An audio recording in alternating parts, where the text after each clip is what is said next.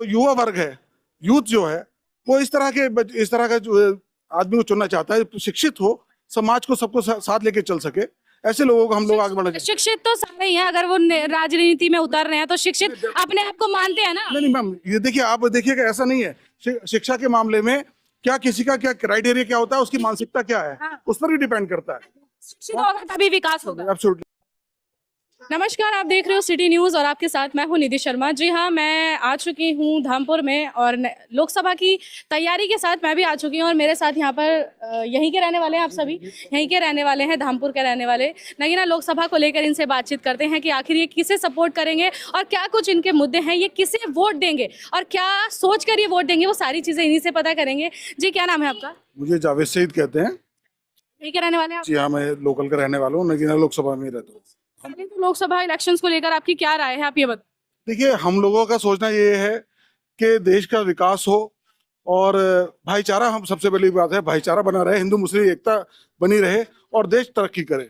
जैसे कम्युनलिज्म कुछ लोग फैलाने की कोशिश कर रहे हैं, उसे खत्म, कम से कम समाज जिससे आगे बढ़ सके, देश आगे बढ़ सके। आपने 3 चीज कही कि भाईचारा, विकास और सब एक साथ रहे। चलिए, आपको अब आज की स्थिति में क्या लग रहा है, विकास हो रहा है या नहीं हो रहा है? देखिए, विकास जो लेवल होना चाहिए, प्रॉपर वे में, सिर्फ बातों से में विकास दिखाई देता है, ग्रास रूट पे कोई विकास अभी नहीं हमें दिखाई देता है। ठीक है, और भाईचारा कहाँ तक कायम है? भाईचारा तो आप मीडिया को बिलोंग करते हैं, आप लोग ज्यादा अच्छी तरह जानते हैं कि आज क्या स्थिति है, कि कहीं भी हर आदमी आदमी का दुश्मन है।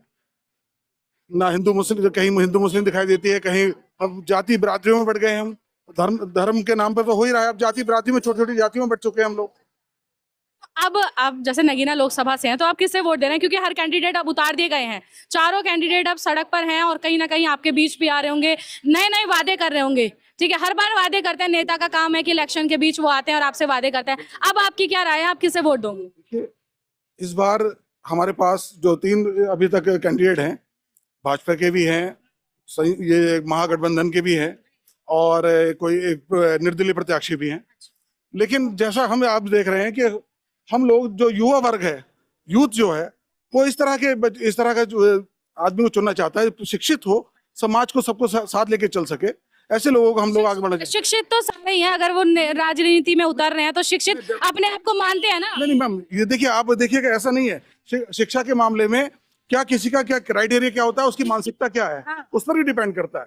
शिक्षित होगा तभी विकास होगा। एब्सोल्युटली, बिल्कुल, तभी वो सिस्टमेटिक काम कर सकेंगे, मेरा मानना है। अच्छा, आपकी क्या राय है? इनकी राय तो भाई शिक्षा की ओर है और जो विकास की ओर है उसे वोट देंगे। आप ये पहले बताएं, यहीं के रहने वाले हैं? जी, मैं क्या नाम है आपका? मेरा नाम मोहम्मद आसिफ है और मैं नगीना लोकसभा का निवासी हूँ। निवासी। अच्छा, सभी लोकसभा के ही निवासी हैं, नगीना लोकसभा की ही हम रिपोर्टिंग कर रहे हैं।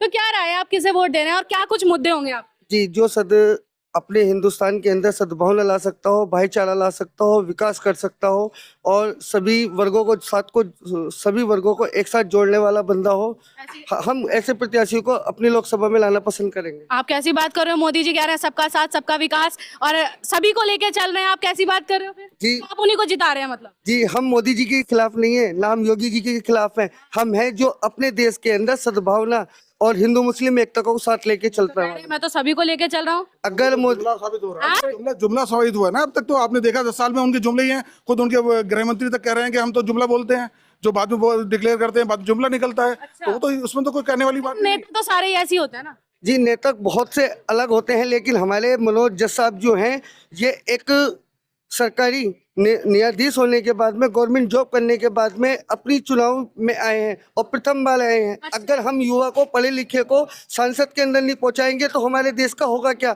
हमें वो सांसद चाहिए जो संसद के अंदर खड़ा होकर हमारी बात को रख सके और जो संविधान की बात रख सके और सामाजिक एकता को एक धागे में फ्लो के रख सके। वो एक न्यायाधीश हैं, न्याय करते हैं और सड़क पर आने के बाद, जनता के बाद, बीच में आने के बाद, एक राजनीति में आने के बाद पलट गए, तो वो भी ऐसे ही हो गए, जुमलेबाजी। नहीं, जुमलेबाजी बोलने में और करने में बहुत अंतर होता है। एक वो शख्स जो आज हमारी लोकसभा में, आज इंडिया गठबंधन ने अपना एक प्रत्याशी दिया है, वो वह बंदा है जो अपने न्यायाधीश होने के बाद, जिनके पीछे डीएम, एसडीएम, कोतवाल, अपने सांसद, विधायक वगैरह लोग हाथ जोड़ते थे, आज वो लोग उन लोगों जो जोड़ते थे मनोज साहब के सामने, न्यायाधीश के सामने, तो आज वो जोड़ रहे हैं। चलिए आपकी बात ठीक है, आप सही कह रहे हैं, पर यहाँ की जनता तो ये कह रही है ना कि जज साहब यहाँ के नहीं है, यानी मनोज कुमार जी यहाँ के नहीं है, तो हम यहाँ के उन्हें क्यों रहे? अब बाद में अगर हम खटखटाएंगे गेट, तो फिर किसके पास जाएंगे? गायब हो जाएंगे। मैम हमारे कहने का मतलब ये होगा, हमारी जो जज साहब हैं ये समाज को जोड़ने वाले हैं। और एक अभी आएंगे आपके पास। गंगा जमुना तहजीब को साथ लेके चलने वाले हैं जी।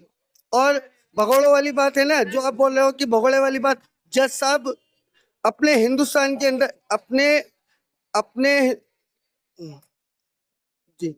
अपने हिंदुस्तान के अंदर सब आदमी स्वतंत्र है, आजाद है, कोई भी बंदा कहीं से भी चुनाव लड़ सकता है। चलिए ठीक है, आप ये बात कह रहे हैं, कैंडिडेट और भी उतर गए हैं, ठीक है, चंद्रशेखर भी यहाँ से उतर रहे हैं, और बीजेपी ने अपने कैंडिडेट विधायक साहब को यहाँ से उतार दिया, नेटौर विधायक साहब को, और भी कैंडिडेट बसपा ने भी अपने प्रत्याशी उतार दिया है, उनको लेकर क्या राय है आपकी? जी सभी अच्छे हैं, सब अपने स्तर से अच्छे हैं, लेकिन हमारे नजदीक में जो है, हमारे इंडिया परिवार से जो आए हैं, इंडिया गठबंधन से आए हैं, वो कहने का मतलब है कि इंडिया गठबंधन को आप सपोर्ट करेंगे। चलिए किसी आपकी क्या राय है भैया?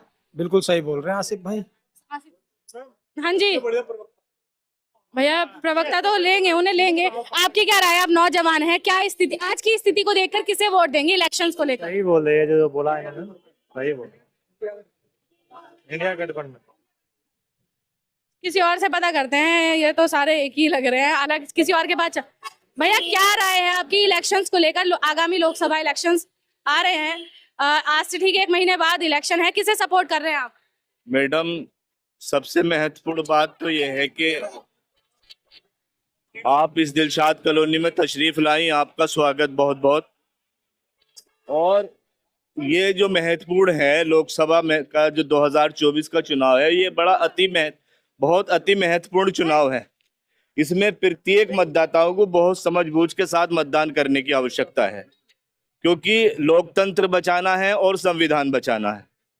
और पूरे देश के अंदर संविधान जो है आज की तारीख में वो ऐसा नजर आ रहा कि दोगला व्यवहार हो रहा। अच्छा। समाज के अंदर जो है दोगला व्यवहार हो रहा, और गरीब लोग जो हैं वो गरीबी की तरफ निरंतर पीछे जा रहे हैं, अमीर व्यक्ति आगे बढ़ रहा है, नौजवान वर्ग, पढ़ा लिखा शिक्षित वर्ग जो है वो बेरोजगारी की तरफ जा रहा है।